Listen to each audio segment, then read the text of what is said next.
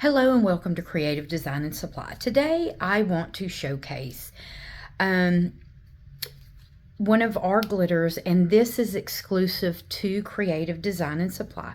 We have created this. This is a glitter guy glitter, but it is exclusive to Creative Design. So you can only find it on our website. It is a wonderful Mardi Gras color. And here, let me pour just a little bit out. It's hard to see in the, but look at that. All right. And you can find that on our website. All right. So I have a customer that came in and said, oh, I want to do sublimation tumblers, but I don't have a tumbler press. Okay. Well, I'm going to do this one for her because I like to take HTV and sublimate on it and wrap it around. And I am doing a 30 ounce on purpose because I use a Sawgrass SG500, which is an A4 printer, 8.5 by 11. All right, so I'm going to show you how I do this. I'm actually going to take our rainbow white to just give it a little bit more flair in there. I also like to do this on a design or a picture before I press it on a shirt.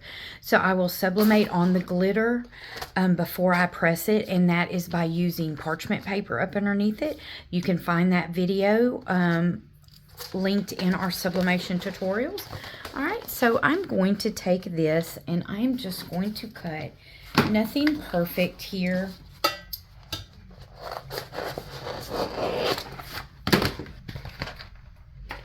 All right, and the key to this is we're going to have parchment paper up underneath it. Oh, let's see, there's a perfect little size for me. All right. And that will make it easier for you to peel it off. Okay, so I got a bigger piece of parchment paper so I don't have to worry about that. And what I like to do, now I'm going to peel this off the carrier. So I am taking the clear piece off.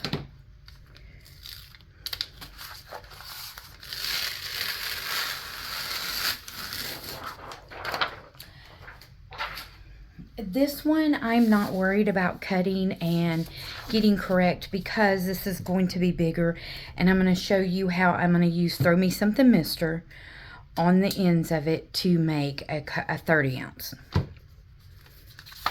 All right, and I like to make a little sandwich with my butcher paper. All right, so now let me get my, okay, and I lay that on there. So it's a folded piece of the butcher paper, and I have this parchment paper on here, and I'm just going to go ahead and lay that on there. Lay this on there, and I am just going to go ahead and heat tape. And the reason why I like to go ahead and heat tape it is because when you open it up and you move it, you're not going to have any ghosting or anything like that. I do this on the glitter because it gives you a three-dimensional look. And I will tell you, a lot of times I will not tape the edges of something, so that way if I have to pull it or if I have to cut it off. So I usually print these in the middle so I have more room. I didn't, but I have this piece right here and it's laying flat. I'm going to go ahead and put that on there too. Whoops. That's the good thing about parchment paper, you can pull it off. Okay. All right, and now I am going to fold this up and I am going to press it at 385 for 60 seconds. So I'm going to lay that down there. And like I said, 385 for 60 seconds. And while we're waiting, I wanted to show you, this is our ready to apply transfers. This is our Color Splash Ultra ready to apply transfers. This one is $1. This is the extra small. If you've watched my other video, I put one on a cup. And so I think I'm going to put this one on the back side of that. I'm not sure yet. We will see. All right. Okay. So now that I have this, just like whenever I sublimate on adhesive, I like to let it get cool before I pull it off. And that way that helps from the ghosting and stuff. But definitely on the adhesive, you want to let it get completely cold before you pull the paper and everything apart. Okay, and while we are waiting to let that cool off so I can pull it off, on this one, this is a sublimation tumbler, but I did sand down the edges. This is for, I'm going to be putting some acrylic paint and then putting some glitter over it. And I wasn't worried about this part because I'm going to Mod Podge the glitter around it. All right, let's go ahead and check and see what we have here. All right, and the parchment paper, it peels right off. All right, look at that. Look at how pretty that looks. All right. So now I will take this and I'm going to trim down my edges. And then we are going to Mod Podge that on there. Okay, so now that I have that trimmed up, and I have this parchment paper that I can use again.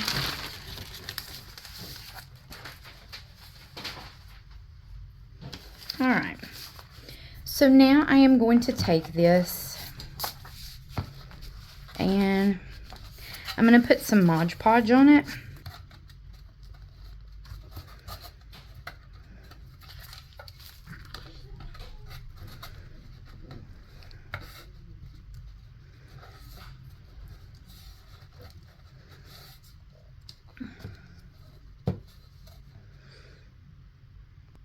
Okay, so on this instance, the glitter shrank on me a little bit. I could heat it up and wrap it back around, but then I will get waves. So I'm going to show you a little trick on how to cover that up, because we want these lines to line up. So let's go ahead and we will get in here.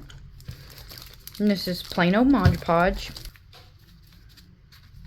As long as you get it to have a hold on it, you don't want to saturate it, especially the edges, because you don't want it coming out. And this is going to be epoxied, so I'm trying not to focus so much on the edges and the corners as I'm going to get it straight on here. So I'm going to pull that back. And when you put Mod Podge on it, you can wiggle it around and move it and manipulate it. And it doesn't have to have a lot, though. Just enough to hold it to the cup. All right. And because this is short, it will get a little messy. All right. So now you can see I can move it around.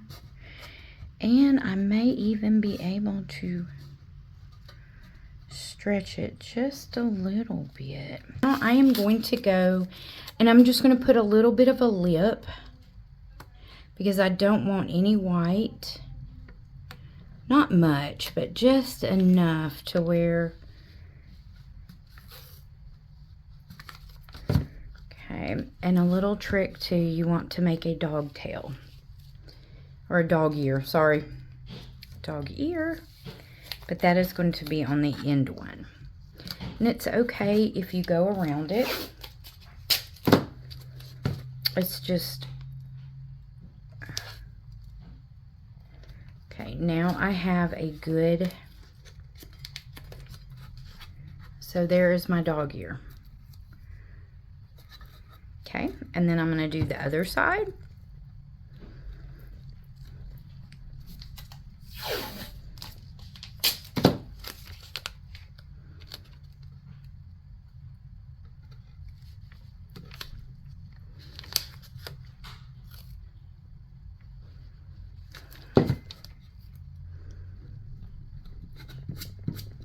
You want to make sure that that is down. Not worried about that over there.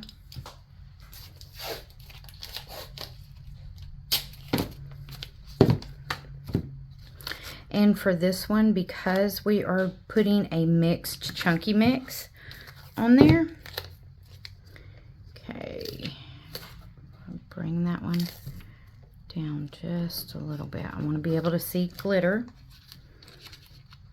Okay, there we go. All right, so since this cup is white, I'm going to use a darker color. Oh, let me see which one's going to match it. I think this one will be a little bit better because the darker it is, the prettier, the more it'll stand out. So, go ahead.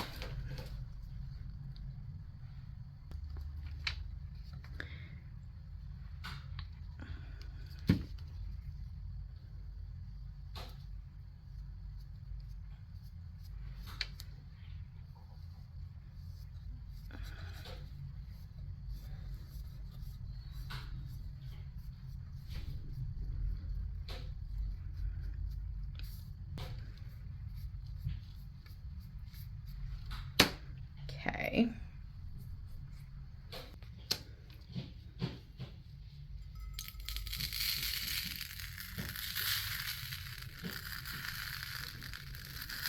And if you need to, you can do another coat of Mod Podge.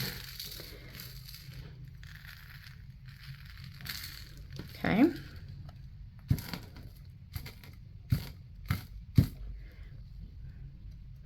And then I like to pat around so that way it lays flat.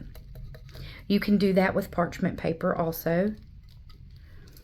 Matter of fact, I have a little piece. Oh, and that sounds horrible. All right.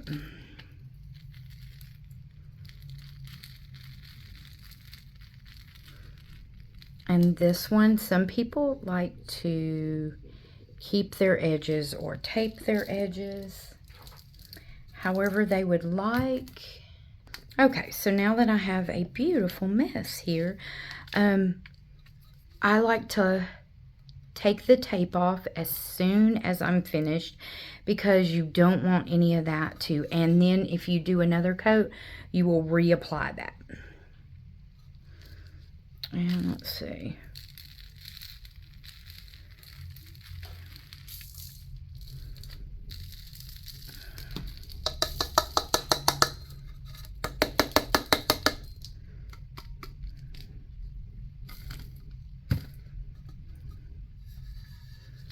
Get the acrylic paint out of there. The bigger pieces are not close to the rim because whenever I go to epoxy this, I want to make sure that I have enough space on there to get a good seal. So if it's around the edges, I'm going to run it down. Okay, now I am going to pull